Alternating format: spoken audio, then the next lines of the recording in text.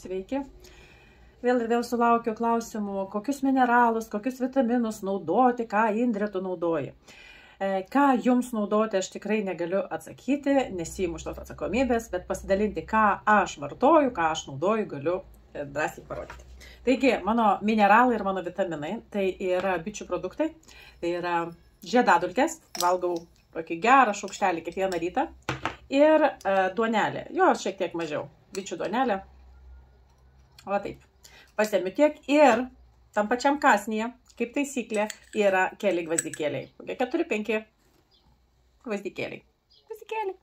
Taigi, šitokį kramtinį aš kramtau, kol jisai pilnai ištirpsta mano burnoje ir atsigeriu šilto vandenuko visą stiklinę. Tai yra mano pusryčiai, kurie būna paprastai kažkur apie 11-12 valandą. Paprastai apie 12. Tai va, žodžiu, pusryčių ankstyvų pas mane nėra.